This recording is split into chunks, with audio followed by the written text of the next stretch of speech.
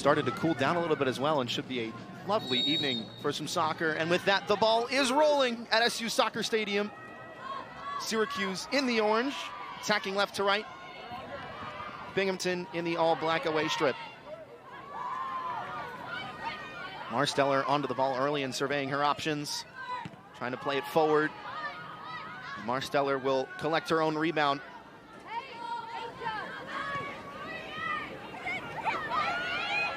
Early pass up for Victoria McKnight. Shimmies off one defender. As Hannah Kinich to her left-hand side. Kinich's shot blocked. Alyssa Abramson in the way and drawing an early foul. Abramson did the good thing there in making sure to step to that ball when the other players needed help and clearing it out. So at the back for Syracuse, the two central defenders, Grace Gillard and Kylan Grant, starting the attack. And Annie, that's something they had a little bit of trouble with earlier this week in a 2-1 loss to Auburn. Yeah, it seemed a little shaky on that two-back line, or in the two center backs back there against Auburn. But as things progressed, they became a lot more comfortable and calm with that duo. Abramson intercepting again and receives the give and go. It's Aisha Cobb for Ashley Rauch with the captain's armband. Rauch to the edge of the area, crossing it in front. Cleared away, if only for a moment. And second opportunity hung on to by the Bearcats. Paige Luke forced to turn back, and Fleury there to intercept. Erin Fleury, one of the bright sparks of the Syracuse offense. Saw her play a little bit more of a midfield role in that Auburn loss. That is now back up on that front three. Cobb wanting to drive down the wing. Gonna run out of real estate soon. Hasn't looked for the turn and instead will roll out of play for her goal kick. She attempted to go down that goal line and make that drive, but I think if she used a little bit more speed and aggression, then it could have been successful. But I think taking it to that goal line is something an important forward should do. The goalkeeper for the Bearcats, Caitlin Williams, appeared in every game for Binghamton last season. There's a lovely flick on forward, and Kylan Grant is there once again.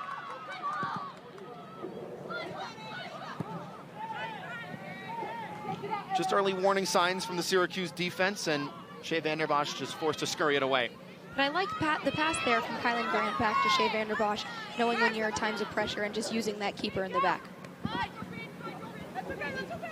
Shea Vanderbosch, somebody who was tasked by her coach, Nikki Adams, with becoming more of a complete goalkeeper. And so what that means in the modern game is not only making saves, but also starting attacks and making sure you're picking out the right passes. And Annie, you saw her warming up that long Route 1 pass a little bit. Yeah, Nikki Adams was saying how she wants Vanderbosch to become a holistic soccer player, not just a goalkeeper. So whether that means being more athletic and enhancing her speed of play and reflexes, and I think that's an example right there.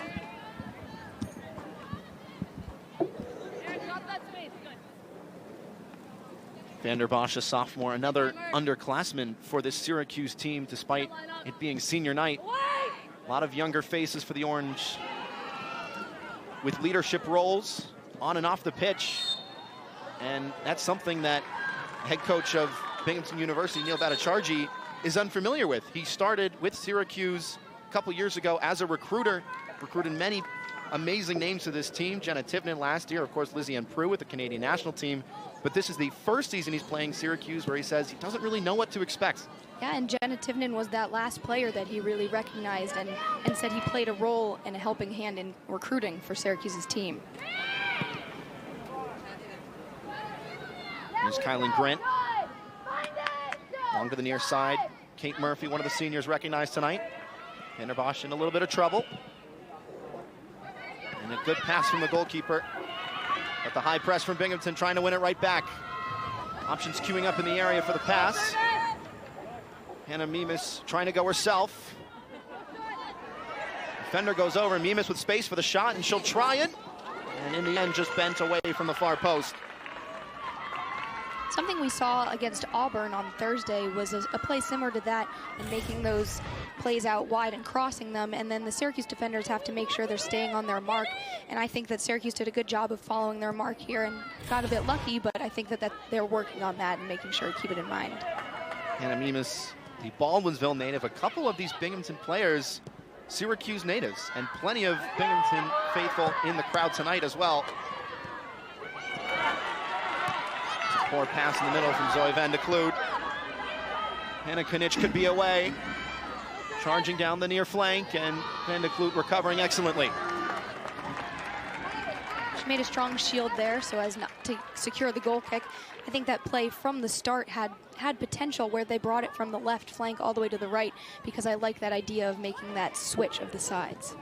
So Annie, you mentioned earlier that the transition play for Syracuse was something you were watching out for. And about 5.5, 6 minutes in, what are you seeing so far? I think that on that a couple plays ago when we saw Syracuse making sure to hold their marks a little bit more, especially from Alyssa Abramson, I think that they are keeping an eye on it after losing a goal to Auburn last Thursday just like that. Fleury with a one-touch pass. Checking back, going down, and a free kick.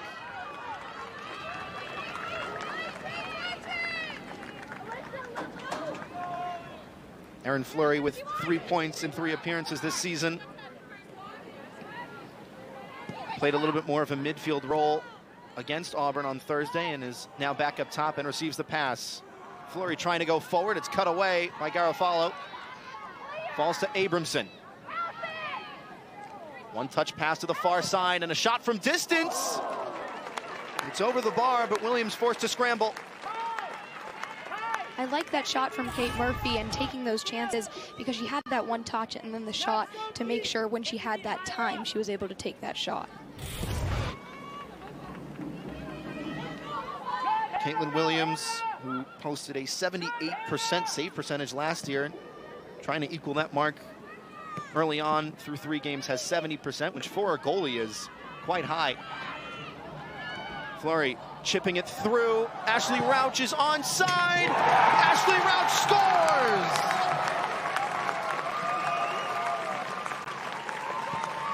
You were talking about earlier that playmaking from Erin Fleury and that duo with the 2 captains, Ashley Rauch, they really just connected super well. They switched positions almost, where Ashley took that forward roll and taking that shot with her left hand. Here it's coming from Fleury down in the middle. You'd think she's playing the midfielder position, but they actually swapped to where she takes that forwards touch and finished it off very nicely. What a deft finish it is from a midfielder to see the goalie charge off her line and just scoop underneath it into an empty net. Makes it look so easy. And Ashley Rauch gets her first goal of 2023 in minute number 8. We were just talking about how Rauch is making that appearance and switch to a more forward playing role. And there you just saw that she just did that.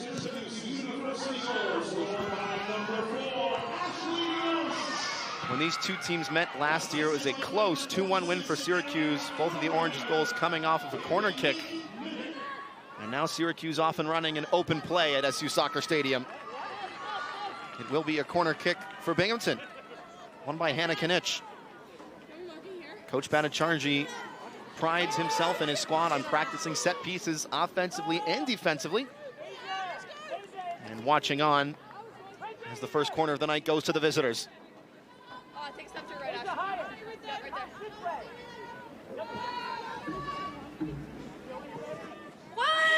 It's a deep ball by the penalty area, headed away by Erin Fleury.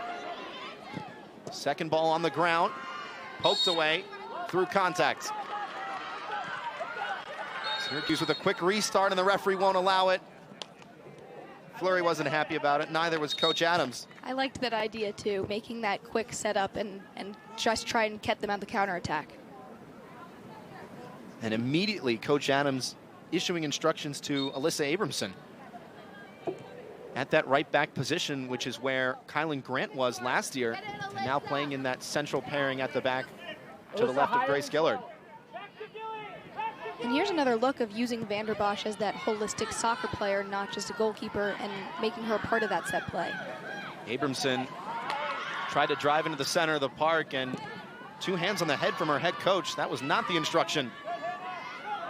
Here's Alex Marsteller. Cut away at the first time of asking. Second ball still there. Another shot and another save from Shea Vanderbosch, as she does so often for this team. Again, that transition play from Syracuse, Annie, just looking a little bit shaky from time to time. Definitely going to need a little bit of time to settle into things, but I think Syracuse should be working on making those smooth and clean transitions from start to finish. Vanderbosch looking long. Abramson heading it forward. And time for Aisha Cobb to settle. Roush. Cobb told to turn and does. There's Max Thornton. Roush has two defenders to beat. Just back to the goalie from Allison Falvo. How about the one-touch passing from the Orange? Loved that passing sequence from the Orange where they made that triangle before sending it into the middle and making that turn, open face turn.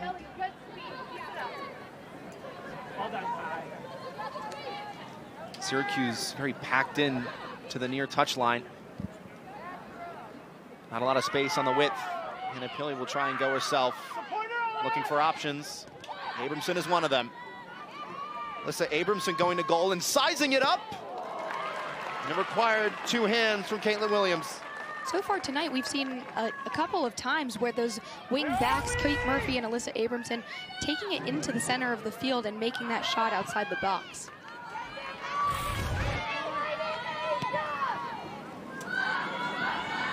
Another ball over the top that Kylan Grant is behind for Syracuse. Vanderbosch one time away. Murphy now almost lost it. It's a bit chaotic for Syracuse out of the back once again, and Hannah Mimas trying to start the attack for Binghamton. Garofalo. Sliding it through. Knitsch with the curler, and Vanderbosch comfortably behind it. I think Syracuse is making it a little tricky and playing it a little risky for Vanderbosch by taking balls back into the center and into the 18-yard box, when realistically as a defender you should be looking to go back out to the wide or send it up forward. So something to think about moving forward. But early on, both teams taking plenty of shots. Nobody afraid to try their luck. Kylan Grant with some room to roam. Fleury, no room to turn, but she somehow does it anyway. Erin Fleury on the charge. And Aisha Cobb was on the other end of the needle. That couldn't be threaded.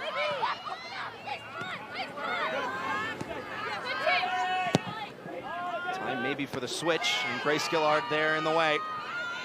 Marsteller lost it. Apilli with Fleury in support. Erin Fleury gonna try and go herself onto her left foot. One more touch. Can she cut it back across? She earns a corner. But an excellent quick break play from Erin Fleury. Erin Fleury did have Ashley Rouch on that right side of the box as an open pass too. A little bit tricky of an angle with number 15 coming in close behind her too. Well, her head coach Nikki Adams said Erin Fleury is never one to shy away from goal. Always gonna try her luck no matter how far or how tight of an angle in this case. Set piece opportunity for Syracuse. Cross to the front post, it bounced once. Still not away. Off the goal line and blocked once again. Syracuse scored 2 goals from the corner against Binghamton last year, and not the best defending from the Bearcats. Coach Patacharji did say he really takes pride in defending corner kicks and set pieces. He said he hasn't conceded a goal off a corner kick yet this year.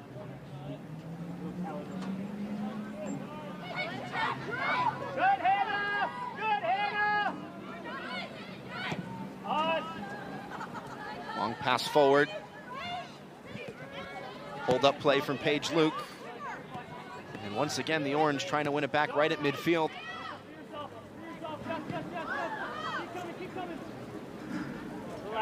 And as soon as they get the ball, Syracuse really look to stretch the width of the pitch. Annie, how does that change how they go forward? I think by stretching the width of the field, especially from the wing backs and the right and left forwards, it really opens up the field and makes sure that you're getting all those options and passes available. Emphatic challenge from Ashley Rouch, who didn't shy away from any 50-50 pass against Auburn on Thursday. Marsteller. Rauch is certainly one of those center midfielders that is fearless with those 50-50 balls. Herbert looking long once again. Back line for Binghamton, trying those long passes over the top, and when they try to go down the wing, it doesn't work.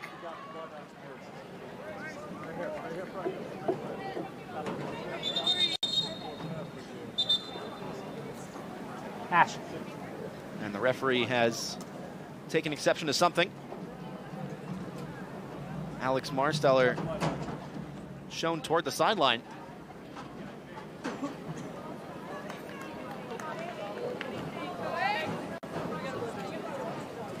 It looks like a substitution will be on to replace her.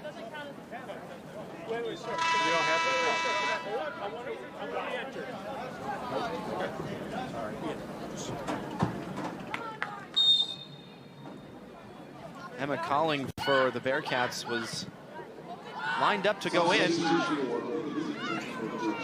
But as of right now, it looks like Binghamton temporarily down to 10. Williams knows it and plays it right back to Herbert. Checks her shoulder. Back to the goalkeeper once again.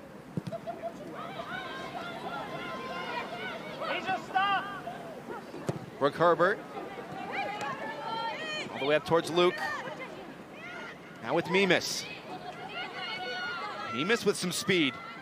Has options to her left-hand side, goes to her right instead. Mimas in the corner, defended by Murphy. Trying to turn, and Murphy unable to keep it in play, goes out for a corner.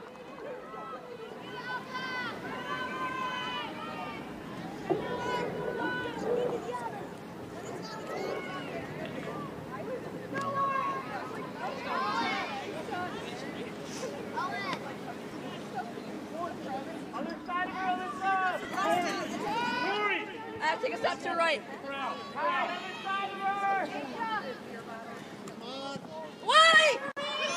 Another deep corner headed on by Garofalo. A touch right in front. Hannah Kinich unable to steer it to the back of the net. Van de Kloot gonna try and go the other way, and Aisha Cobb was open.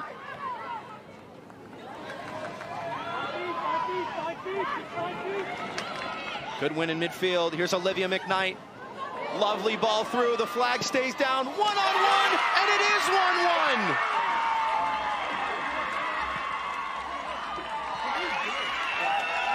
Binghamton equalize.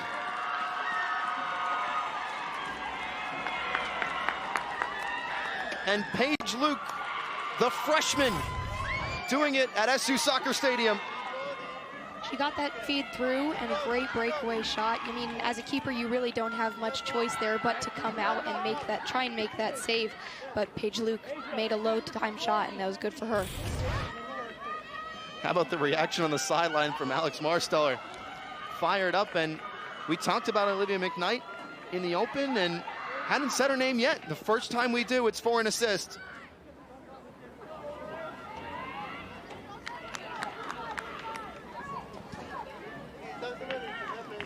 So it looked like Alex Marsteller had a bloody nose and is now wearing the number 33 kit. There's one of those unsung heroes that Coach Bhattacharjee credited, and she doesn't care about the bloody nose. She's ready to keep playing. Binghamton University goal scored by number 29. So this game had been pretty wide open, Annie, and then one pass, and suddenly it's 1-1. Yeah, and those leading passes, again, that's kind of where you come from defending in that transitional phase. Alyssa, how many touches? Alyssa! And making sure you're keeping an eye out on all of your marks.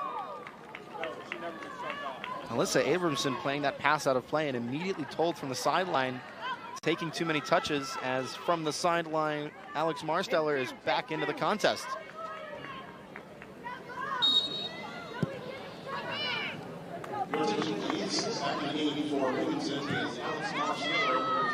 Pass from Garofalo. Now McKnight tried to leave it in midfield. It looked like it came off Kinich last, and it did.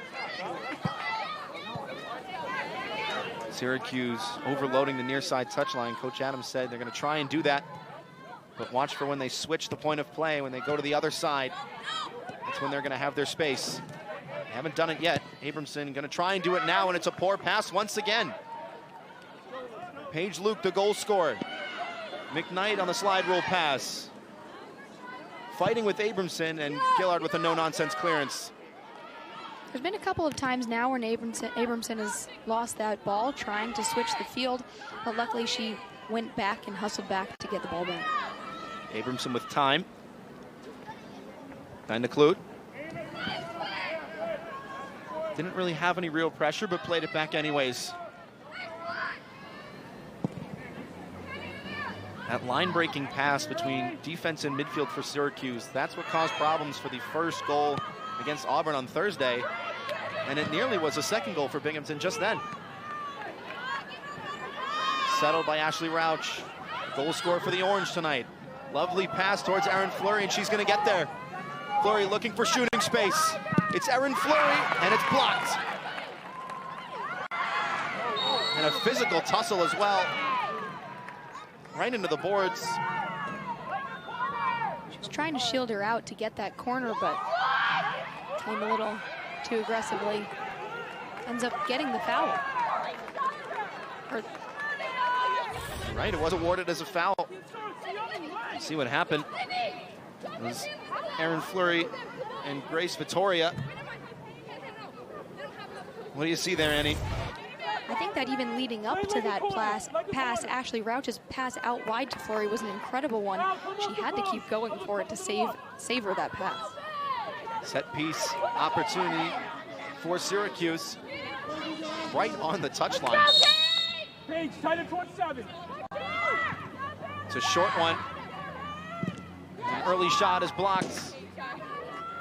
Another corner on deck. Ashley Rauch was wide open, but the pass seemed to not really find the mark. That was a little bit of a tricky pass to receive. It could have been a little bit closer to her feet, so she had to make that run out a little bit further to the left to get that touch on it.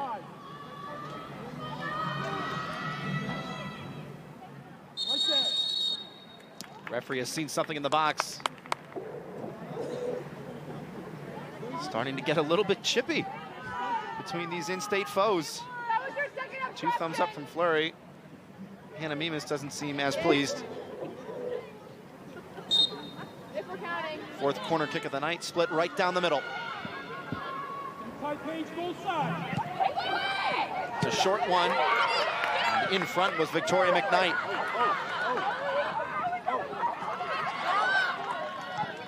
Thornton. Grace Gillard, the defender, gonna try and create something. And uses her body well to shield for another corner. And as a defender, you would want someone like Grace Gillard shielding that ball, because you've got to be used to it at that point from both sides of the field. A first change of the night for the Orange. Aisha Cobb makes way. Anna Rupert on in her place. I'm excited to see Rupert come into this field because I think she brings a lot in terms of speed and aggression. Rupert, the sophomore forward, just with 1 shot on the year. Movement in the box from the Orange. It's a good ball toward Grace Gillard. Didn't reach its mark. Another shooting opportunity off the post. Impossibly close to a second for the Orange. Rauch trying to keep the attack alive and misplays the pass. Now for Kate Murphy, whose strike rocketed off the upright. She's really taking those chances tonight, and she had that behind-the-back pass to herself to make it. Sliding challenge denies Erin Fleury's cross. Grace Vittoria is fired up. That's going to be a battle to watch tonight. Those 2 players going at it early. 2 players that are extremely passionate in the game. Here's Olivia McKnight again. 3-on-3 opportunity. 1 more pass. Kylan Grant in the way. Binghamton looking to continue the break. Marsteller to the far side. No shot, the call from Vanderbosch. The shot does come in and doesn't really trouble the goalkeeper. Again, I said this before, but it's getting a little too risky in the 18-yard box, right outside of it. With Syracuse defenders playing it back into the middle, definitely not making it easy for Vander Bosch. But how much space did Binghamton have on that counterattack? Olivia McKnight had the entire center circle to herself. What are you seeing in transition from Syracuse on the defensive side? On the defensive side, I think Binghamton is really taking it to their backsides and really doing a better job at those transitions. It's just a Binghamton game in terms of transitions right now. And part of that comes from Marsteller, how Coach Bhattacharjee says she really links those sides. Another tame effort. Caitlin Williams looking to restart play and doesn't see many options in front of her. Ball in her right hand. And rolls it along. Marsteller intercepted again and falls to Zoe van de Kloot, who is playing in that holding midfield role that was occupied earlier this week and earlier this season and last by Emma Klein. Out tonight with a lower body injury. And Annie, we talked about this, how with a player of Alex Marsteller's caliber in the engine room for Binghamton, Syracuse is really going to have to find answers without Emma Klein. And I think Ashley Rauch is an option to have that person to fill the shoes of Emma Klein. But you also look at Mags Thornton, who came in for Emma Klein. Abramson winning the duel on the edge of the area. Settled by Rauch. Van de Kloot. Rather Rupert now. Finding Van de Kloot. Pass not finding Fleury. Marsteller checks the shoulder. On the turn. Nitch left it in support. And got the thumbs up from Lexi Pagoda.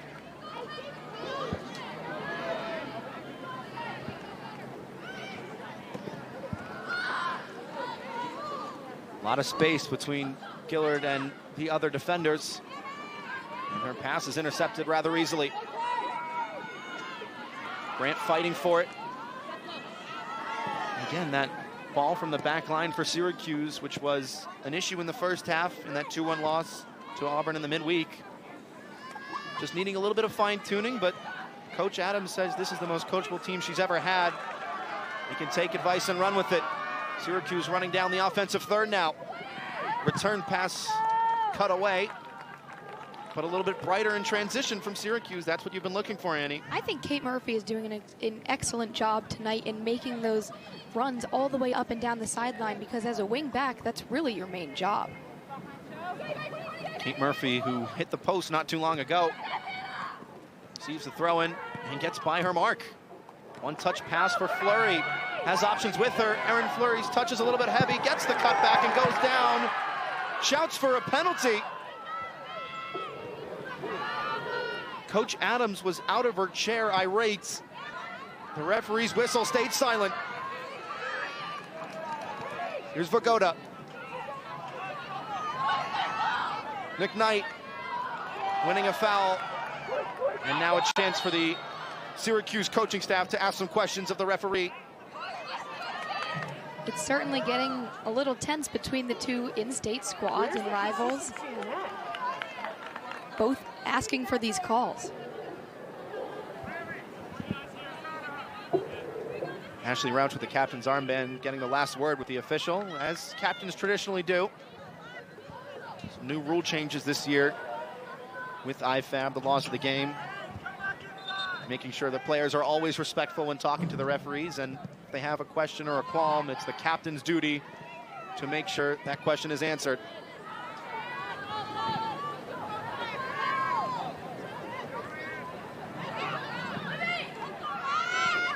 Marsteller's header yet to be corralled. Now intercepted. Hannah Pilley doesn't have a lot of support with her. Rauch checks the shoulder. Out wide for Rupert. And a Rupert driving in. Losing it the first time and winning it right back. Back for Rauch. Rupert making the run. Receiving the pass, and the one-time cross blocked and poked away by Garofalo. Rauch made that run initially to make that overlap for Rupert. I do wish she saw her earlier there and passed that overlap. Rupert tried the right thing by playing that cross the first time she got it. She's She's had 2 defenders in front of her. Settled by Rupert. Abramson low cross, and Marsteller there. Another shot from way out, and a flying paw tips it over the bar. Max Thornton trying her luck with some skill. Mags Thornton took that one touch and then the shot, which is exactly what you want to do at the top of the box before you get crashed down on by a defender. Let's go, Kate! And from that angle, it looked like it was headed underneath the bar. Caitlin Williams doing everything in her power to get all the way upstairs. Everything out! Kate Murphy ready to send it in. Another SU corner. Another good delivery. Caitlin Williams behind it all the way. Something that Coach Bhattacharjee said about Caitlin Williams is that she's really starting to get a better read of the game, and you have just seen that in those last 2 plays. And the Clute with a quick restart. Rauch, lovely run in behind the shoulder of her defender from Anna Rupert. Van de Clute. Abramson has some space with the step over. Onto her left, finding Fleury with her own pocket.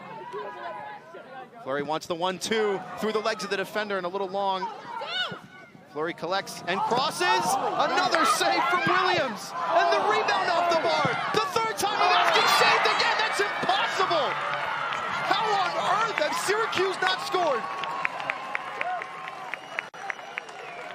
An incredible play from Caitlin Williams, not once, but twice. That shot from Max Thornton was obviously a little bit too high, hitting that corner post. Well, the fans here at SU Soccer Stadium know the prowess of Shea Vanderbosch, and they've just been introduced to the skill of Kate Williams.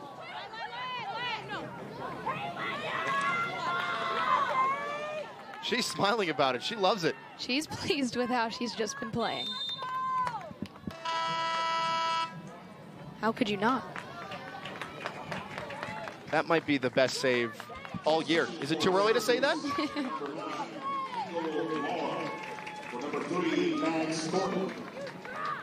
So Max Thornton, who just tested Caitlin Williams a little bit ago, is taken off for Kendall Lahr.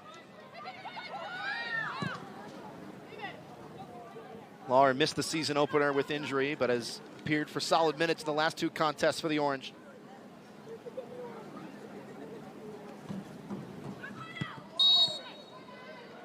Foul right at midfield, won by Ashley Rauch. Syracuse really haven't seen a lot of goal since Binghamton's equalizer. That all changed in the last 3 or 4 minutes. Still about 15 to go before the break. I think that's because Syracuse is moving the ball around well in the attacking half and making sure to find feet instead of just forcing it up.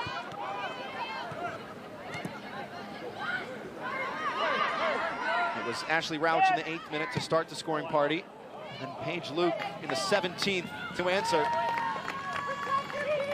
That ball was a good idea from Rauch, looking to find Fleury, who was already on that run, just didn't connect enough.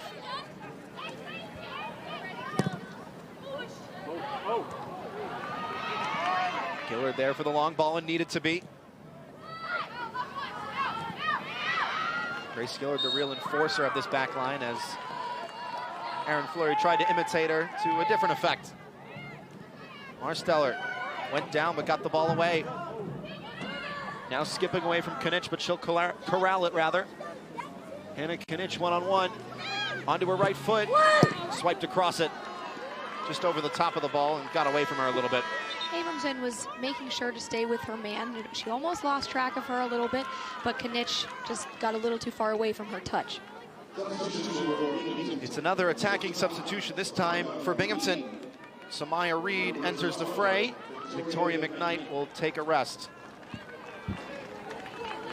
Samaya Reed, who scored her first career goal in the America East title game last year for Binghamton. What a way to open your collegiate account. 2 defenders on the corner, out for a throw. Binghamton slowly starting to creep numbers forward.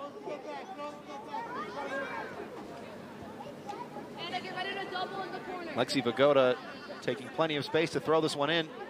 And it is a very long throw towards Grace Gillard, though.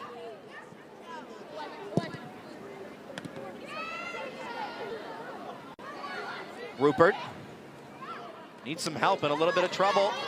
Vagoda putting on the pressure. Samaya Reed, the beneficiary. It's Reed, blocked again. Grace Gillard has been absolutely everywhere for the Syracuse back line. And I think that all says that she's been really needing to save Syracuse in the defensive half in terms of holding on to the ball too long and not necessarily finding feet to get it forward.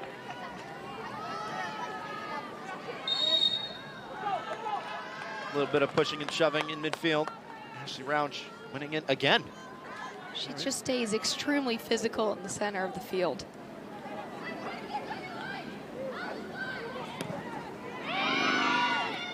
Erin Fleury has dropped back into midfield a little bit like she did earlier this week. We saw her in the last 30, 35 minutes or so up on that front line. Kendall Lawher has taken her place up there. Yes, Hannah! Another long ball over the top. It's behind Gillard. Samaya Reed has the pace, but not the cutback. How many more times will we say Grace Gillard's name this half? She's already had a better start in this game than she did against Auburn.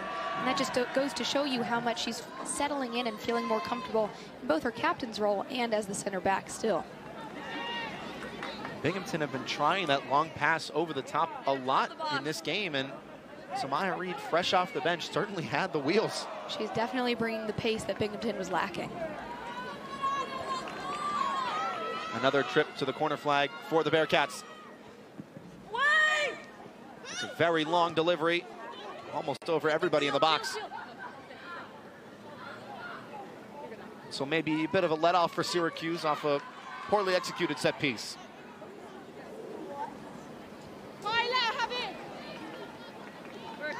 Triple change in the waiting for Coach Bhattacharjee. Some extra reinforcements to try and flip the script before the break. Whenever subs come in, they really have to make their mark on if they're going to change the pace and the momentum of the game. So we'll see it from these Binghamton members if they're going to do that. It is a triple change. Peyton Gilmore, Molly McClellan, and Lauren Clark. Two forwards and a midi. So more offensive reinforcements, as you just mentioned, Annie. Maybe just fresher legs, some new speed to try and get on the end of that long pass over the top.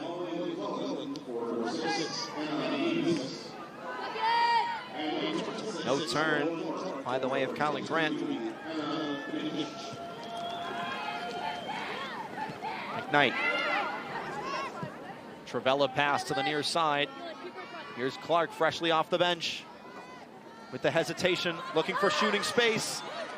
Syracuse players running into each other, and Grace Gillard with another no-nonsense clearance.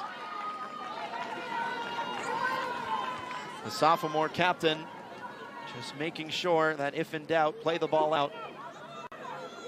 As is taught in England, the Arsenal Academy where she grew up playing.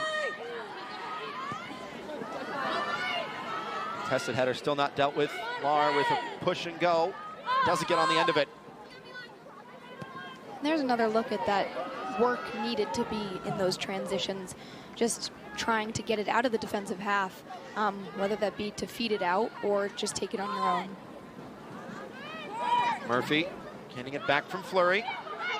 Kate Murphy going forward again, trying to play the long pass through, and it will be denied by the offside flag.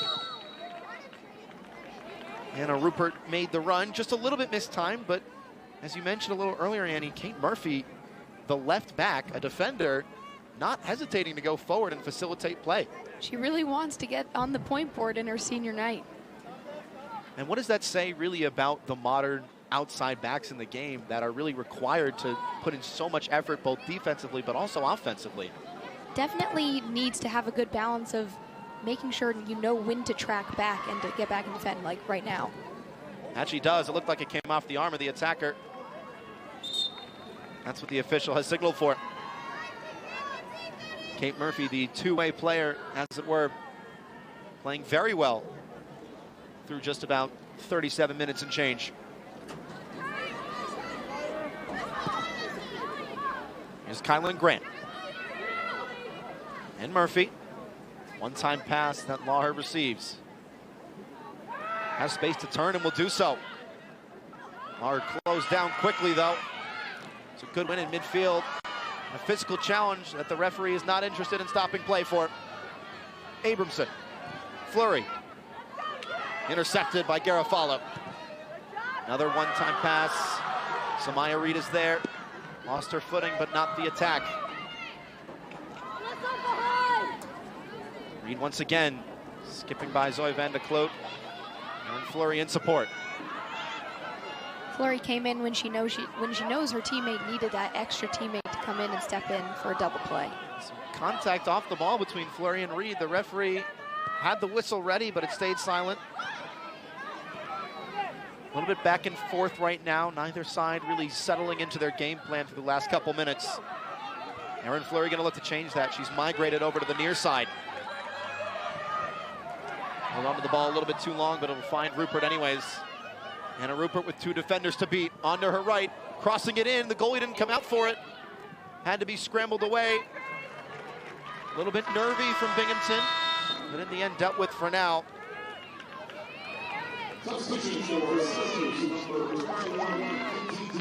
More changes, one for each side.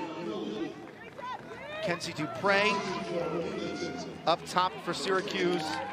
Hannah Pilley scored earlier this week to take a seat. Meanwhile, for Binghamton, Davia Rossi will replace Grace Vittoria at the outside back position on the far side.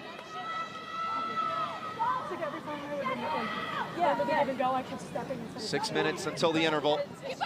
Another lofted in swinger. Keeper got it. Fleury went down.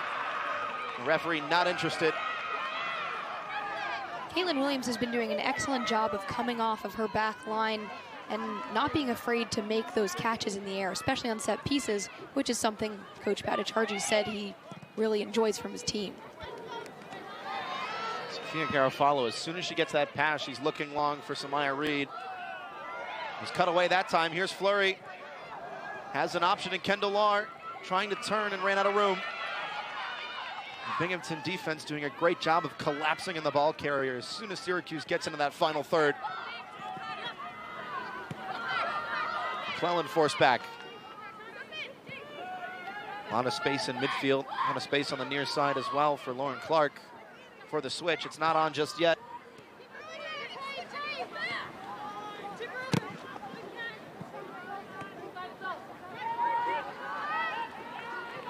Binghamton slowly creeping down that far touchline. Keeping the ball pinned on the far side for now with Rossi.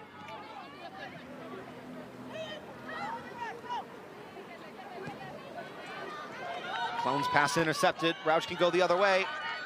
She's got some speed. Lost it for a second. It has Rupert to her right-hand side. Rupert into the center of the park. Abramson, first-time pass.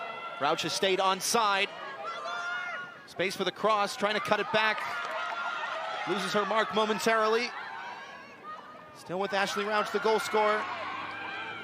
Coughed it up, and a sliding challenge makes it Binghamton ball. Only for a moment. Rauch had that option to send it back to Alyssa Abramson, which would have been a smart call to send it back into the box.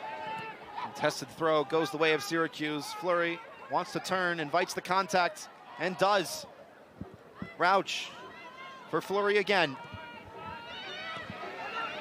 Kate Murphy has gone forward. Kate Murphy will try once again, and it's another tip over the bar.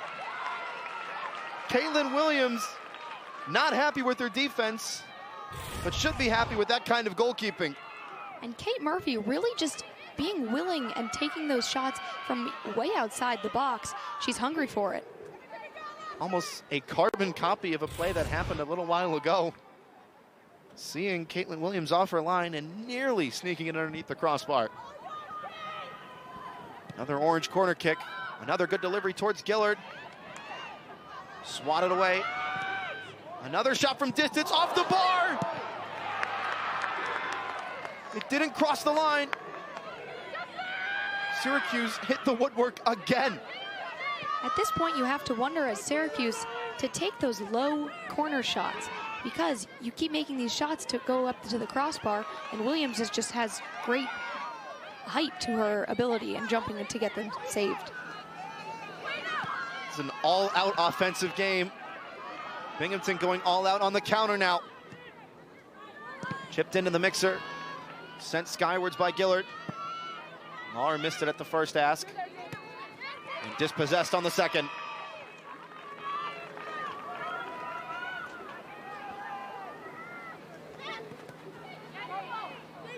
A little bit nervy for Binghamton right before the break.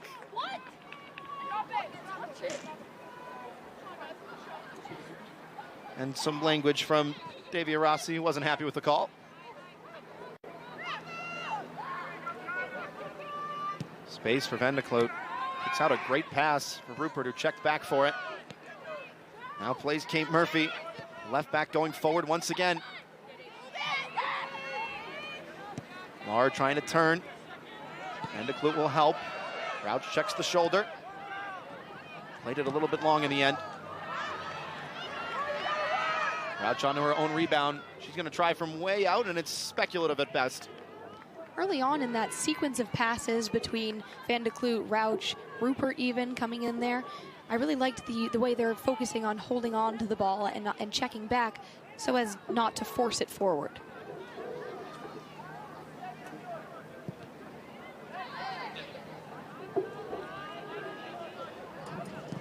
So Syracuse hit the post and hit the crossbar and forced a couple amazing saves out of Caitlin Williams. Annie, in your eyes, are they in the driver's seat going into halftime? That's a tough one, because I think in the opposing 18-yard box, they're taking those shots, but when Binghamton has the ball in the defensive half, Syracuse is almost struggling to get it out and send it forward. So I think that if Syracuse knows how to hold on to the ball in the midfield and focus on connecting passes and bringing it forward into the box and kind of completing it, then they'll do great. 37 seconds for Syracuse to get a second. Abramson. Coach Adams screaming at her players to get forward. And it's a poor pass. Here's Samaya Reed the other way, has work to do by herself against Kylan Grant. 20 on the clock now. Reed with nowhere to roam. And that'll just about do it.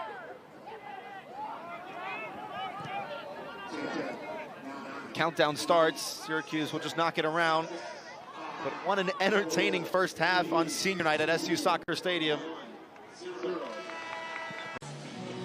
What a job she had to do in that first half. So the ball is rolling once again at SU Soccer Stadium.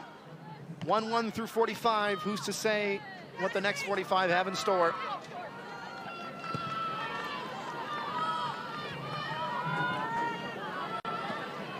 Starting to cool off a little bit as well, but the playing surface is held up nicely. Poor pass at the back, though, from Grace Gillard. Out of the locker room and just stretching the legs once again. Gillard was a huge piece in the first half for Syracuse in clearing the ball out of the defensive half.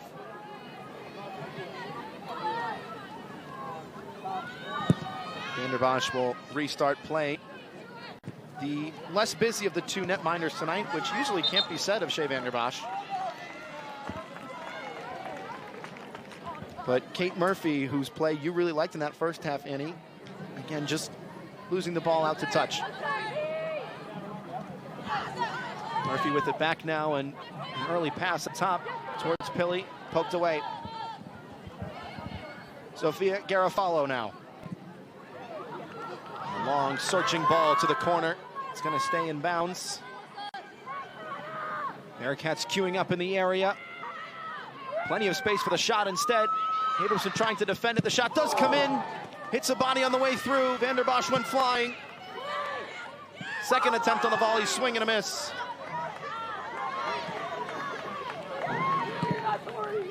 Herbert trying to send it back in. Skipping away from Kinich. It's a heavy touch. She'll get on the end of it. So too will Grace Gillard.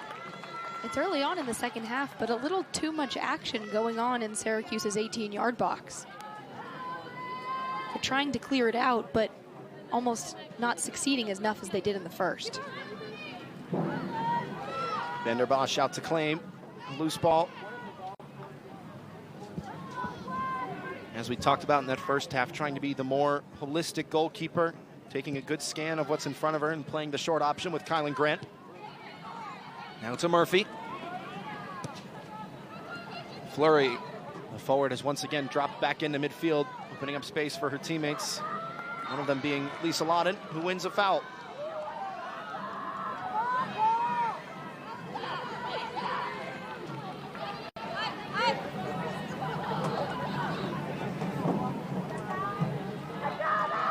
Auden beat to it this time.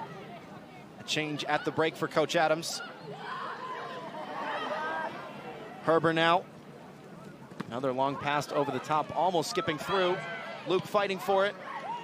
Scramble towards McKnight. Luke's gonna get the return pass, but straight offside in the process. I got lucky with that call there, because especially as a defender, you do take that risk in stopping to save the call. Paige Luke, the freshman who scored the first goal of the season for Binghamton. Gillard making that wave of her hand, as a captain should be doing, to say to the refs, like, hey, she's offsides.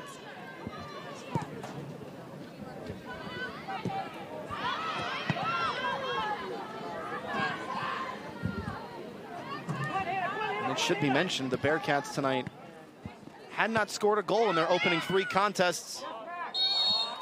That all changed in the 17th minute with the freshman Paige Luke.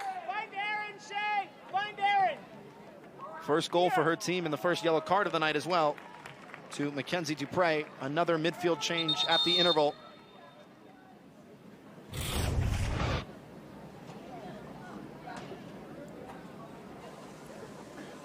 Alex Marsteller really getting beaten up in this game so far. She came out in the first half quickly for a change of the jersey with a bloody nose. Now she's down again, but she is that unsung hero Coach Bhattacharjee said she was. I'd be surprised if she doesn't stay in the game. Yellow card in your book, Annie? Yes. With that flailing wave of the hand, definitely a card. So, likely against her wishes, Alex Marsteller will go to the sideline once again. She is a fighter. I'll be surprised if she's out for long. It's her 40th career start tonight for Binghamton, the Pennsylvania native. One of the few players out of state for Coach Bhattacharjee. Headed on into the box. Not a convincing clearance. They're gonna have to work for it. And working for the foul.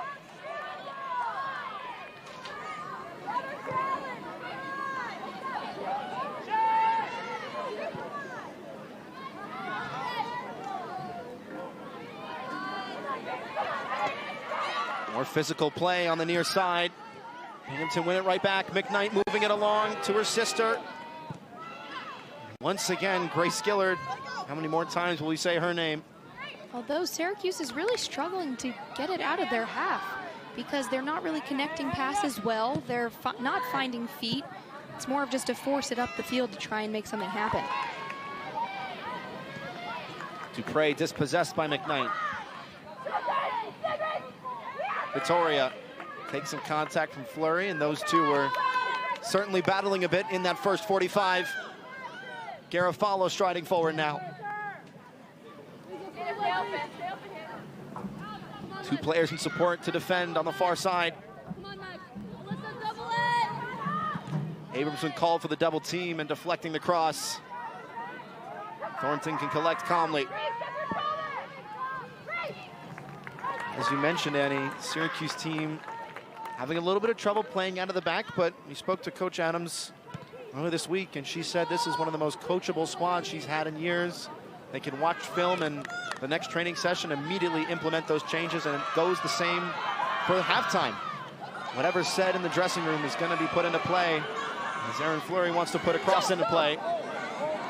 Gets the better of her defender, puts the cross in, and in the end, too close to the frame. Erin Fleury was really giving it her all and making that run down to the goal line. She's immediately up on her feet and tells the referee she's fine. Erin Fleury, always one to wear her emotions on her sleeve. She's also one of those players that Coach Adams says she can tell her to play anywhere. And we've seen that based on playing on the wing, playing in the center, midfield, forward, anything. Olivia McKnight chipping it through. Luke was making the run. Just skipped away from the forward in the end. The McKnight twins are ones I don't feel like we've spoken enough about, but they do have an interesting story. Both midfielders. Also had two brothers that played at Binghamton who were also midfielders. Victoria McKnight was a second-team all-conference selection last year.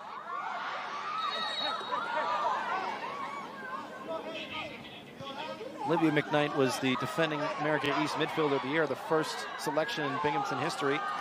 As the referee has a couple words for Grace Vittoria, who has clashed with Erin Fleury once again.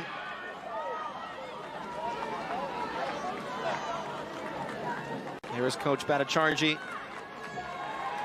who must have seen some positives in the first half for Binghamton, and has spoken about this team's ability to defend set pieces.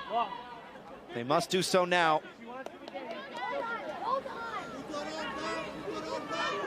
Coach Adams barking out some instructions. She wants Grace Gillard to take it instead. Rauch has shown short. Poor first pass. Gillard, the center back, with some space. Flipping it in. Garofalo heading it down. And now back to Gillard. Syracuse have been lucky. Charge. Syracuse have been lucky to keep that ball there, given the amount of times they'd almost skipped out of their control. Paige Luke had led the charge. She'll do it again to try and get the Binghamton defense to step up. So many black shirts on the opposite side of midfield. Fleury knew she was offside. That Binghamton defense working to a charm. Vanderbosch taking that long ball again, making that holistic goalkeeper, soccer player approach. And we had talked about how something that Vanderbosch needed to improve on from last game against Auburn was her long balls. Here's Hannah Mimas. Has McKnight with her. Mimas going to try and go herself. Mimas' shot went through her defender, appealing for a corner. And it looks like it will be a corner. Vanderbosch had purposefully on this shot missed it and let it go out of bounds because she and the whole team assumed that it would be given a goal kick. Well, all the Binghamton players ran forward for a corner. They're backing up now. Referee has decided goal kick instead. You got it right.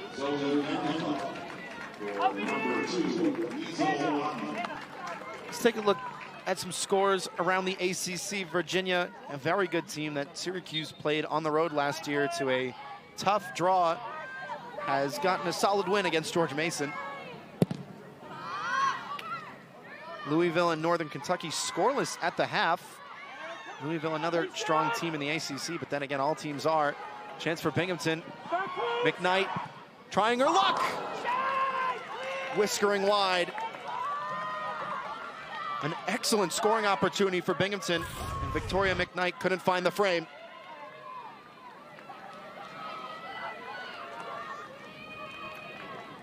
Vanderbosch lucky there because she would have been a little bit slow to get over to that left corner because it was looking like it was going to the upper 90. It's the first time we've seen Binghamton take a shot from inside the box in a while, and really, Annie, from that sort of range, could you be asking more of a player to be trying to put that in between the posts and underneath the crossbar? And especially testing Vanderbosch too, because you have two keepers in this game that have been strong in net. Mimas on the charge once again, clipping it to the back stick. Missed by the foot, but hit by the hand. It's Victoria McKnight again, working herself into the right spaces, but not making the connection. Syracuse really got lucky here because they left their man open, and McKnight was wide open to get that touchdown there. She just couldn't connect. And Andy, you saw she swung her right leg at that ball.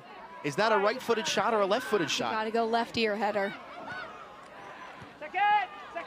It was just too awkward of an angle for her to try her right foot.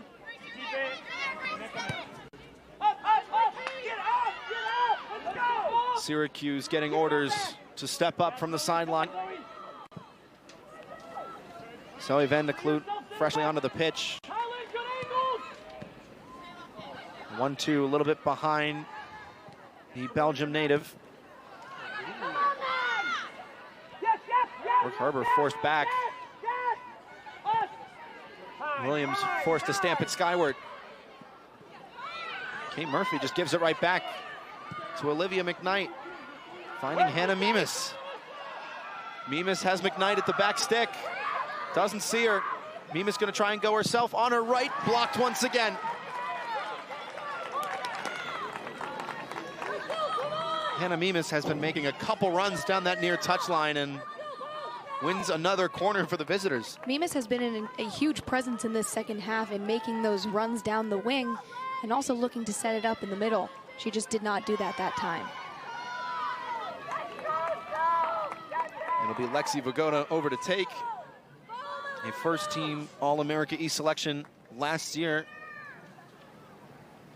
An 11-point season as a junior.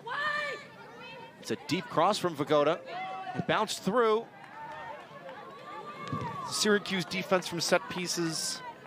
Again, just looking a little bit less than ideal. A little too shaky, in my opinion. You have that clear out, which is necessary, but you're just giving the ball right back to Binghamton. I think that when you're in that situation, you need to look to continue and build up from the back line. So the referee has stopped play so that Kate Murphy can receive some attention as the trainers are waved on. Which is a shame, Annie, because especially her first half performance, you took a liking to. She is definitely one of those players who is playing her wing-back position incredibly well. She's making those runs up and down the sideline to set paces up, but also she's tracking back to mark her defender, which is what you really rely on for a wing-back defender.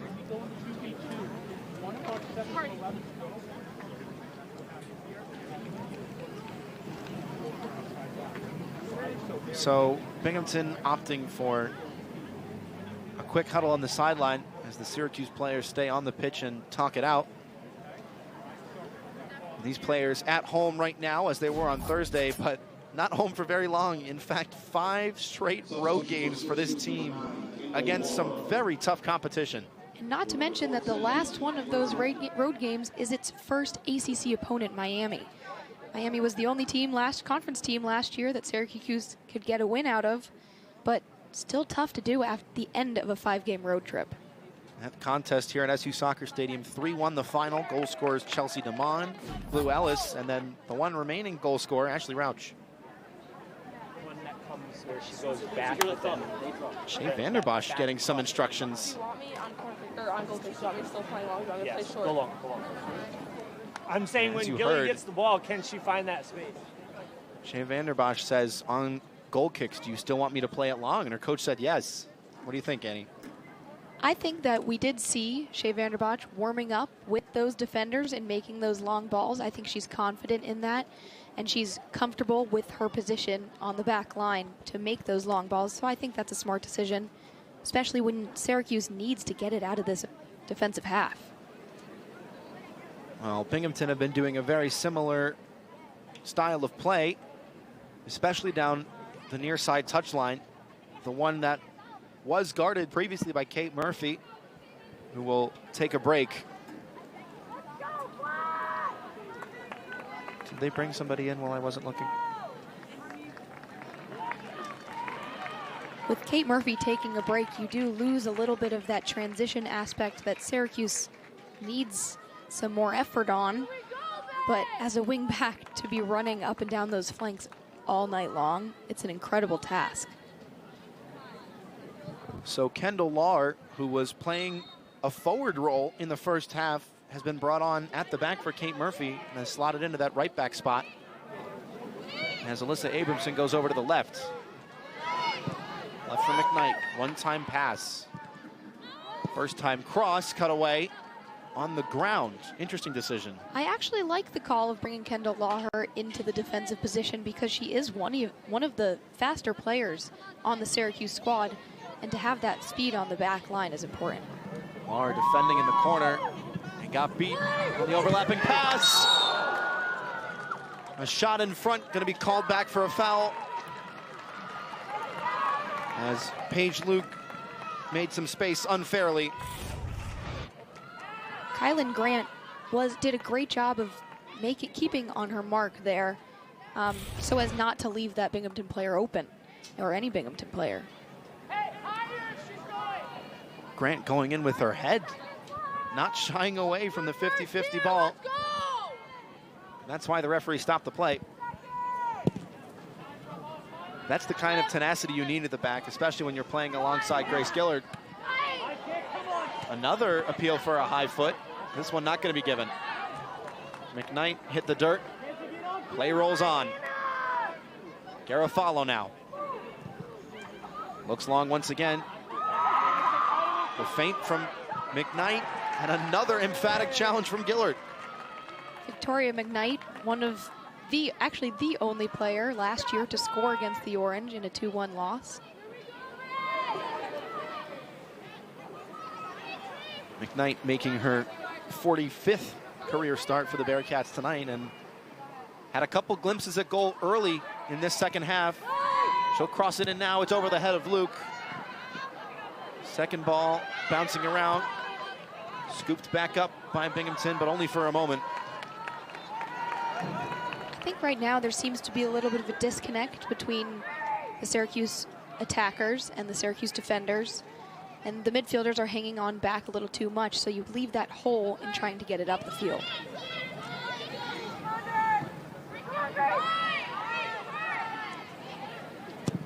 Grace Victoria's cross in a dangerous area, not cleared away.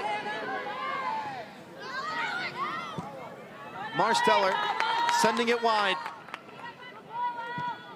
A good cross into the middle, headed down once again. Binghamton applying all the pressure. Syracuse just hoping to get it out of their defensive third. And they will with the help of a foul. Crouch making that effort to continue with that transition and dribble it on forward to keep the ball. I like that play idea.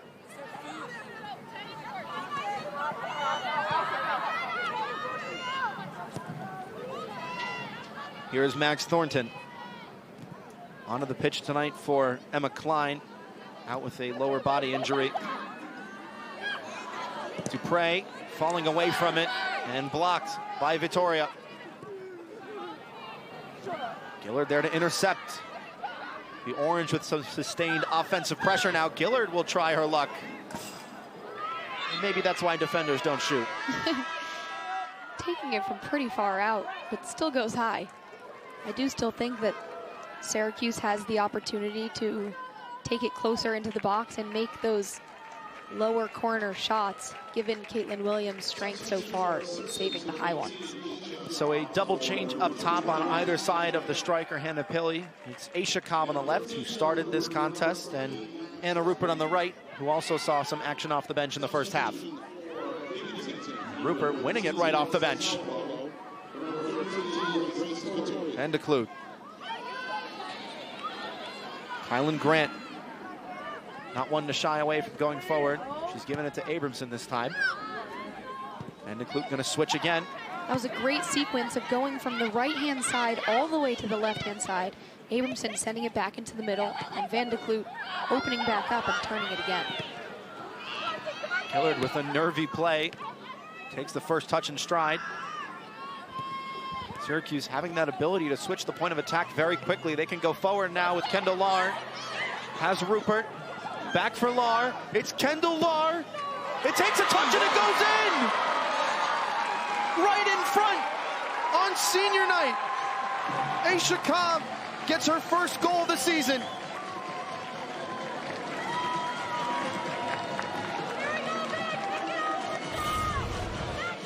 And I love this play from Rupert, setting Kendall Lahr up, and then Ada Cobb is right there for the rebound. It wasn't off of Aisha Cobb. It was an own goal, rather, off of Allison Falvo. Cobb ran away celebrating, but it was Lahr's shot that goes off the defender. And Lahr, the one to set up that play to begin with. Well, Kendall Lahr gets the credit for now. It looked like the last touch came off of Allison Falvo, but for now, the junior will get the credit.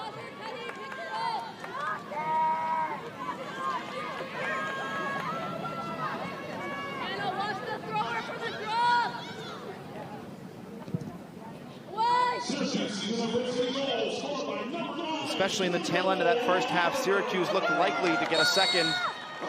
Probably not the way they were expecting to do it.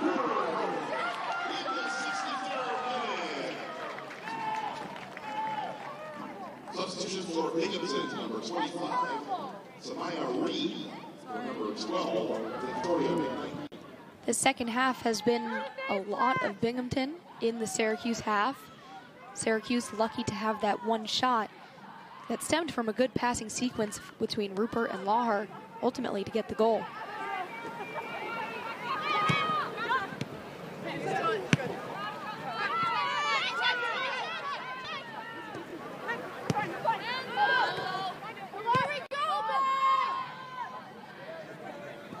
It was a 2-1 scoreline when these two teams met in 2022.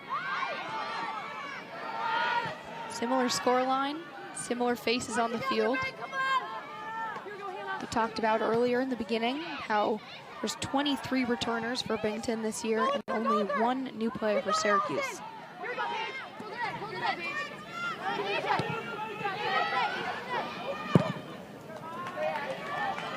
Vanderbosch all the way up, playing that long ball as her coaches instructed her to. That looked like a little bit of a pull from Hannah Pilley. And the referee will pull it back for a foul on Binghamton. Annie, what did you see? That is an interesting call because Pilley, clearly the taller person in this matchup, trying to get around her, and worked out in her favor, although it's definitely an interesting call. Pilley did start the contact, but then it was two hands on her back.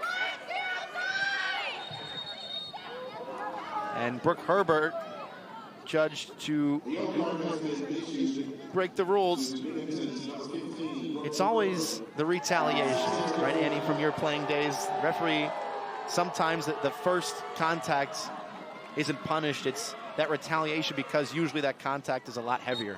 The reaction is kind of what the referee is looking for in most cases. In what comes next, how are you handling the play?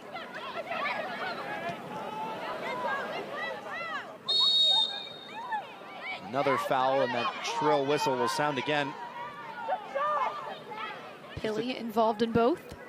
Just a chance for tempers to settle down a little bit in the break of play. Still 25.5 minutes to go.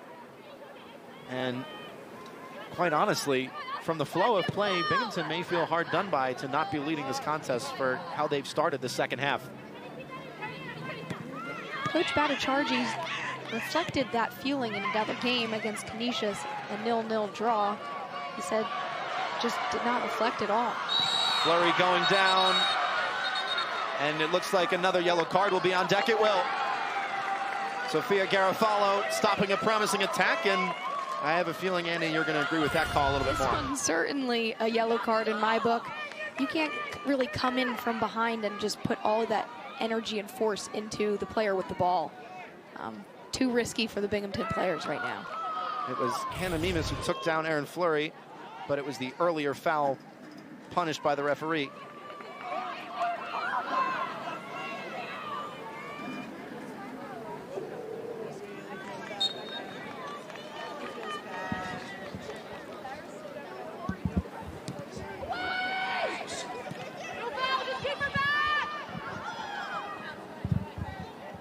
Fleury. Rauch with the pullback and the clip and the save. Ashley Rauch shooting once again, and Caitlin Williams, as she has done so often tonight, getting in the way. I love the shots that Syracuse middies and wing backs are taking from outside the box, but it makes you wonder if you should really look to go forward and get into that box. Well, something you talked about in the first half, Annie, was Syracuse putting all these shots upstairs. From that sort of distance rather, are you still looking to see a shot on the ground? From outside the box, a shot on the ground is definitely difficult. If you ping it, then definitely. But I think Syracuse needs to work on getting those connecting passes inside, closer to the 6. Hannah Mimas has been connecting passes all night. She won't get a chance to do so this time. How about the hustle play in the corner from Kylan Grant? Love that hustle in attempting to save it so that as not to get a corner. There have been plenty of corners tonight for both teams, but neither side really making the most of those chances. As another chance for Binghamton just flashes wide of the 6-yard box. Nobody getting a touch on it. Game also very different from last year's contest where Syracuse scored off of 2 corner kicks. Erin Fleury, one of them, and Jenna Tivnan, who was a grad student last year, the other. Jenna Tivnan was part of that center back pairing with Grace Gillard in Gillard's freshman year, and head coach Nikki Adams said Gillard learned so much, not only about how to play, but how to be a leader. So now in Tivnan's absence, the sophomore dons the captain's armband and has been everywhere tonight. Gillard once again, that's a beautiful pass to find Pilley. And now Fleury on the overlap. Forced to turn back, Fleury will now try to break out at pace. Shoved off the ball. Brooke Herber with some physical defense. Forced to use her goalkeeper. Syracuse doing a much better job now of putting the pressure on as soon as they lose the ball.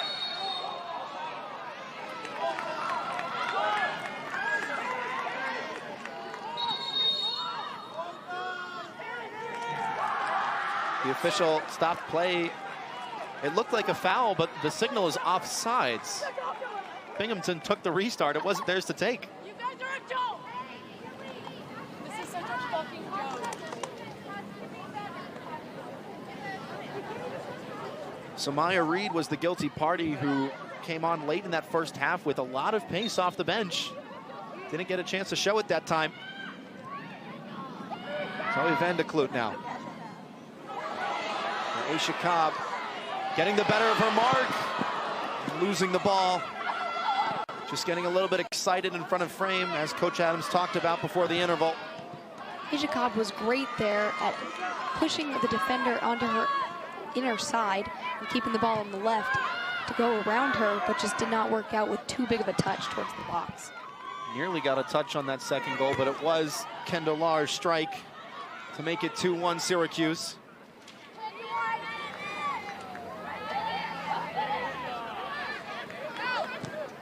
Marsteller.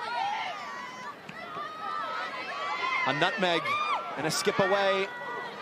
And a pass to the near side with Mimas, who has strayed over the line once again. The Syracuse defense, being led by Grace Gillard, is doing a fantastic job of holding their line to force those Binghamton players off sides. And I'm curious to get your take on this, Annie, because against Siena, the win for Syracuse this year, their lone win, 3-0 win, they played that offside trap a lot. And the converse of the offside trap is when it doesn't work, it leads to counterattacks, sometimes 2, 3-on-0. And Siena wasn't able to put any of those away. Then against Auburn, Syracuse didn't really use that offside trap a lot. Now in the second half, doing it a little bit more. What do you think about that tactical decision? It's sounding like a pattern leading to wins. Not to jinx it, but it's definitely a risk that those defenders take in leading to those counterattacks. Brooke Herber taking no risks with that ball and conceding another Syracuse corner. About 20 minutes to play at SU Soccer Stadium. Still 2-1 in favor of the Orange on senior night. Every decision we make is perfect. Alyssa Abramson is over to take another corner. 11 total on the evening. Syracuse players playing very high right now. Crouch thought about checking in for the short option. Instead, it will be the outswinger from Abramson towards Gillard. Didn't quite get the power on it. Looked to fill in the shoes of Jenna Tivnan there again.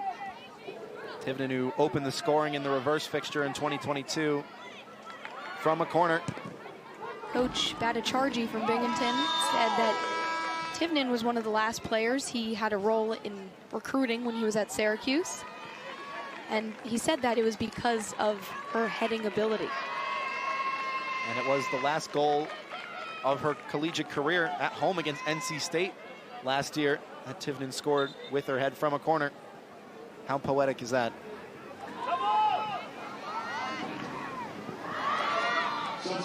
Van de Kloot, nice turn. Gonna try and turn on the afterburners, and the pass hits the legs of Reed. That pass hits the legs of Lauren Clark. Here's Hannah Pilley with Van de Kloot. One time, moves it along. A desperate sliding challenge. Syracuse mounting the pressure, trying to keep this ball up top, and they will with a throw. And that all comes from these quick passes on the front line between each other and connecting with that chemistry so as to keep the ball and not force it through the defenders, but find feet instead. Mags Thornton back into the action. So too is Kylan Grant.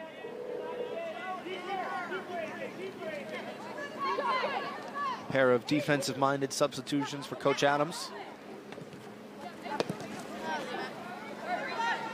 Syracuse very much pinned in to this near sideline. Almost every offensive Orange player Good, player. on the screen now. Cobb, that's a tough sliding challenge from Marsteller. The referee goes for the yellow card. Just the way that Aisha Cobb fell, it looked not nice. And here's Marsteller going in for that tackle with both feet. She doesn't get ball. She doesn't get ball. She led with the studs a little bit and left the ground. So in your book, is that verging on serious foul play, possibly red card offense, or you staying with the yellow? I think it's definitely on the fence between the two. However, I still think just a yellow.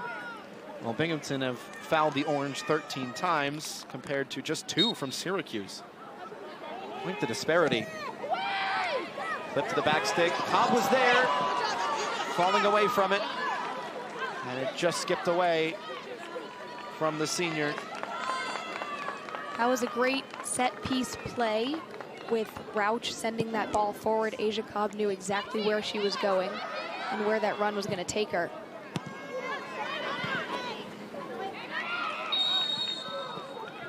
The offside trap almost worked, but first the referee had to call it back for a foul. And Binghamton now getting to stretch their legs a bit after some very well-sustained pressure from the Orange.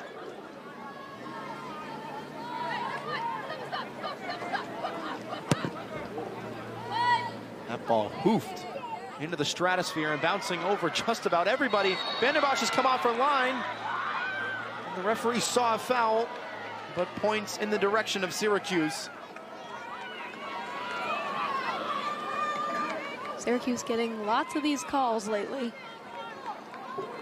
Lauren Clark judged to have an infraction on the rules. 13 now compared to Syracuse's 3. Andy, you don't see that kind of difference in the stats category with fouls very often. No, definitely, especially when it's a physical match. Usually it's a pretty even one. That looked like it came off of Grace Vittoria last, and it did. How about the fight up top from Aisha Cobb? One of the 6 seniors honored tonight before kickoff. And one of the game changers in tonight's game, bringing in that energy and aggression on that front line.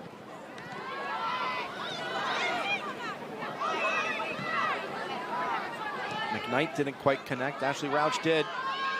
Here's Kendall Lahr up from the back. Lahr going on a bit of a solo run. Sees Rupert to her right-hand side. Thornton with space. Closed down quickly. She didn't hear the chance from the sideline with man on. Samaya Reed winning it back and charging forward. Won't get a chance to get on the end of the attack she started.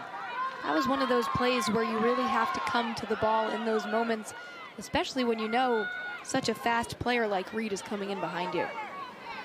We saw Syracuse able to switch from left to right very quickly earlier. Now in midfield, it seems just slowing things down a little bit. But as you mentioned with Samaya Reed and with a lot of these Bearcats, they're not going to give the middies that kind of time. Herbert checks her surroundings, exploring some real estate. And the pass finds Lauer instead. Intercepted by Vagoda. Lexi Vagoda given some space now. Under her left. And over the frame.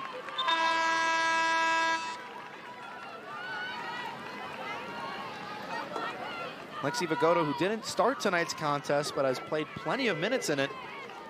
As Samaya Reed will give a chance to recharge that battery. Peyton Gilmore searching for her 10th career goal with the Bearcats. Peyton Gilmore started all 19 matches for the Bearcats last year, but only none actually this year. 97 minutes played for the junior through 3 contests off the bench. Was a first-team America East all-conference forward last year. Maybe that is the spark for Coach Bhattacharjee to charge up these Bearcats.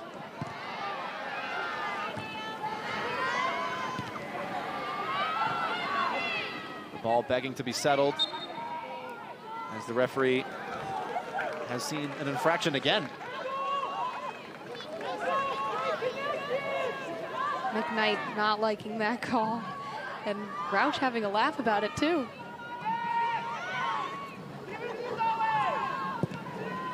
Vanderbosch.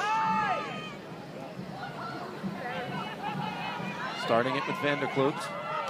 She's in a bit of trouble here. She's got to be careful. She wasn't. Here comes Binghamton.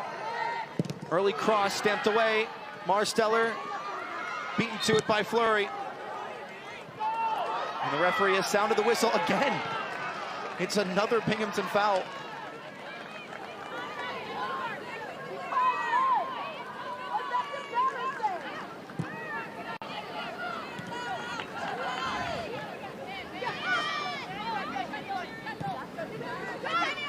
Kendall Lahr has 2 options on the overlapping run. Rupert was one of them, and the pass is a little strong for her.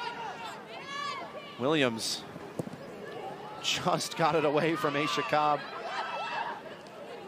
Might have heard the wind wrap around that ball. Slide rule pass. Lauren Clark is onto it. Options queuing up in the middle. Clark's cross deflected out for a corner.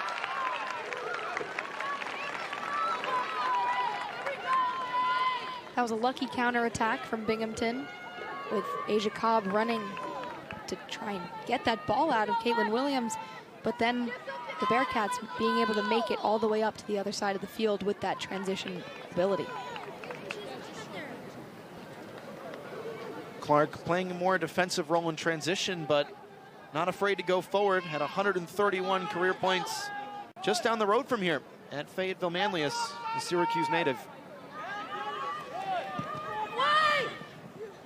Cross into the mixer, going down once again, and the whistle sounding once again against Binghamton.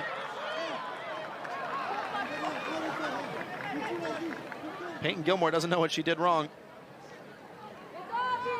That's 10 fouls for Binghamton in the second half.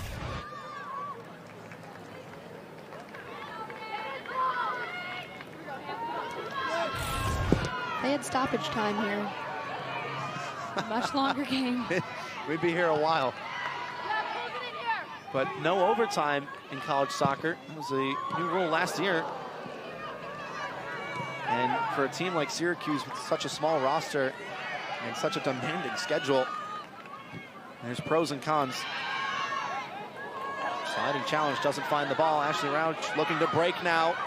4-on-4 here for the Orange. Rouch's pass careens off the ankle of Lexi Vagoda. I think so far the story of this second half is fouls, lots of fouls. Yes. And the fact that Syracuse is really struggling to make those connecting passes on those transitions, despite the score of being up 2-1. Victoria McKnight, rather, was the intended target of yet another pass down the wing. A player who had a couple chances straight out of the locker room that would have flipped this game on its head had they found the back of the net. Binghamton was really in the driver's seat coming out of halftime, but it's 2-1, as you mentioned. Such is the way of this sport. Syracuse, in all fairness, did see the lion's share of chances in the first half with 3 hits off the crossbar and a post in the mix as well. You also look at that difference. Rauch gonna try it. Oh my goodness! That is unreal! And there is another crossbar.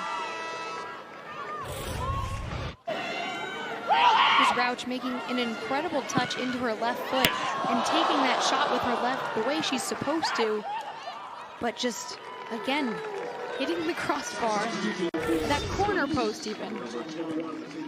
How much closer can you get to not find? I mean, at this point, it's harder to hit the crossbar 4 times than it is to accidentally score a goal.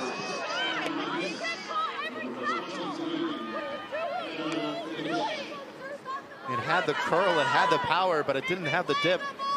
Maybe they're playing too much of the crossbar challenge in practice.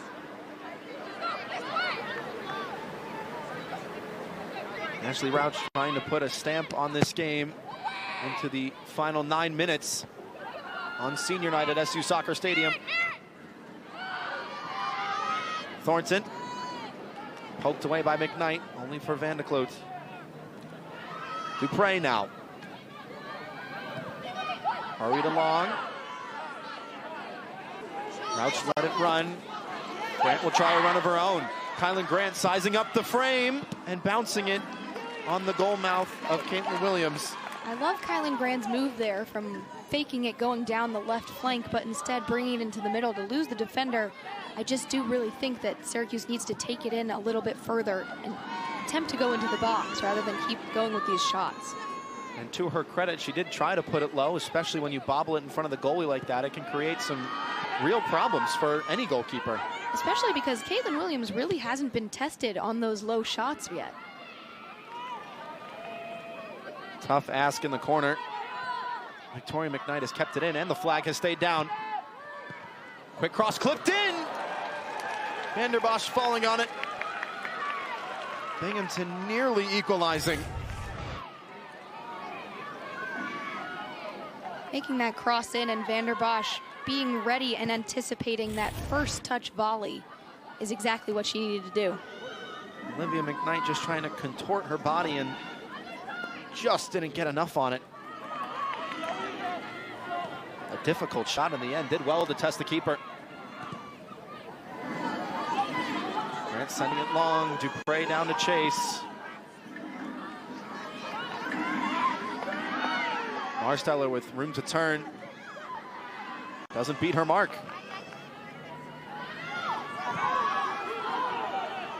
Calls from the sideline for Binghamton to step up. Plenty of orange shirts forward as well. Tough header in the air. Van der Bosch utilizing her new confidence in those long balls. Grace Vittoria getting all the way up. Somebody who didn't play last year with an ACL tear, but described by her head coach, Neil Bhattacharjee, as someone who never backs down from a physical challenge. Wasn't one to back down in the air there. He also said she's back and stronger than ever, which is hard to come by after an ACL injury. Long ball over the top and covered once again in the corner. Zoe Van de Kloot, who started this game in midfield, but defensive-minded, has played much more of a defensive role in the second half. So a substitution for Syracuse sees Erin Fleury into the contest for Hannah Pilley up top, but a substitution for Binghamton sees Megan Baker, the freshman, the Syracuse native, making her collegiate debut. And that's what's got the Binghamton faithful so excited here at SU Soccer Stadium. Make sure we're on our toes, Dad! Get them going! No one's flat! Megan Baker, James DeWitt's #2 all-time leading goal scorer. We did see a couple of JD fans here tonight in their red.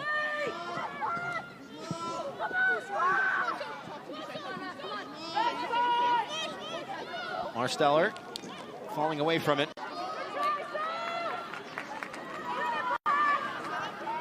Sophia Garofalo tracking back, somebody who has tried that long ball over the top a couple of times for Binghamton, but in this second half, it's been more of that pass along the ground all the way up to the forwards, and really, they've executed it well, the Bearcats. They just haven't found the final products. We've expected this game to be one of set pieces and corners, given the two teams' past, but it really hasn't been successful on either ends. Vittoria stuffed by Fleury. Syracuse have numbers. Fleury has Cobb with her, so too is Anna Rupert. Fleury instead told to go to the corner. Anna Rupert was wide open in the center of the park. And Fleury will instead welcome the contact and the foul. Erin Fleury taking that time while she has the ball to check both sides on her shoulder and double checking to see which way to go.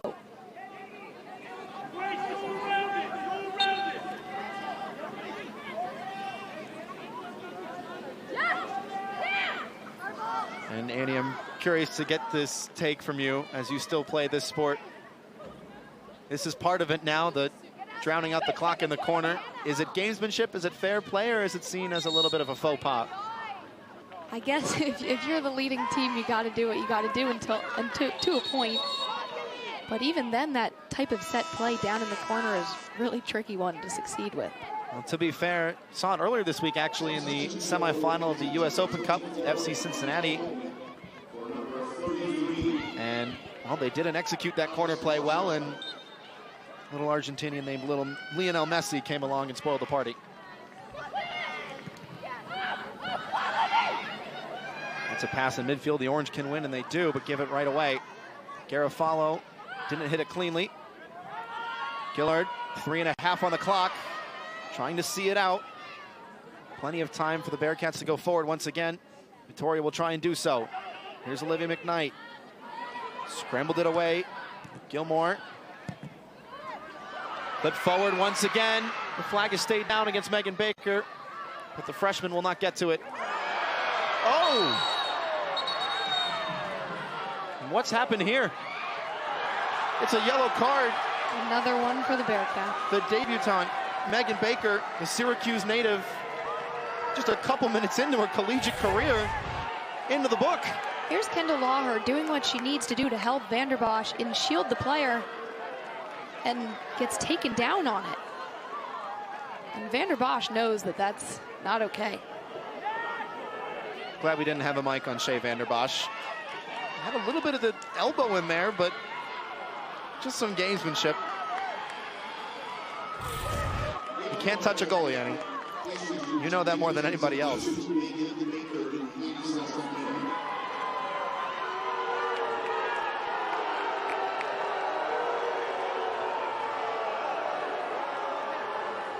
The head coach of the Bearcats, Neil Bhattacharjee, getting some words as well from the official.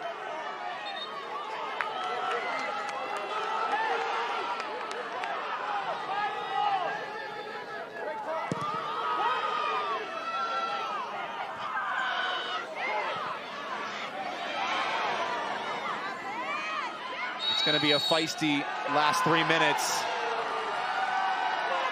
The traveling Binghamton faithful bringing the noise at SU Soccer Stadium. First call for Binghamton in a long time, feels like. The Bearcats haven't won here since 2005. They've scored the first goal of their season. Last year won the America East regular season title, lost in the final on PKs, but started last year 1-4. Appeals for handball. It's a fantastic volley, but the referee says no. Drama at the death. It's called back, and it's 2-1. And like you said, that was a fantastic volley. And another one of those calls where if you stop for that handball, just in case, the off chance that it's not called, then kudos to Binghamton to keep it going and take that incredible shot just in case. It looked like Gilmore did have her arms out from her body a little bit. She's got the ball now. Early cross on the ground. Syracuse are throwing jerseys back. Digging in for the final 94 seconds. There's 2 soccer balls on the pitch. And it is just about the chaotic ending that this game deserved. Gotta love college soccer. It's heated. It goes to the last minute. Rauch just clearing her lines. Cobb gonna try and chase it down. Rupert has some speed as well. Forced a bad pass. Rauch dispossessed cleanly. Rauch was checking her shoulder, checking the right shoulder. She didn't have time to check her left. And Binghamton closed in on her quickly. And Emma Calling had the space to play that pass, overhit it. And Kylan Grant is going to take as much time as she possibly can to get this throw in 42 seconds. Rauch hacked and a foul. And that just about might do it. You know that's a foul when that play would have been an incredible clearance between 2 players. 27 seconds, not done yet. Binghamton throwing numbers forward. And it's another foul. And it's going to be another yellow card.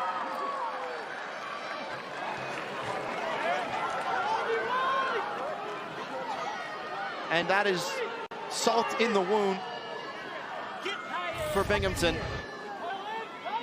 Fleury was fighting for it. Both players really fighting for it. And could have gone either way at this point with that type of call. I guess that's a yellow card for Hannah Mimas. Did you see a yellow card foul in there, Annie? I think that's a clean foul regardless. Both players collided with each other. I think at this point you might be out of yellow cards to give.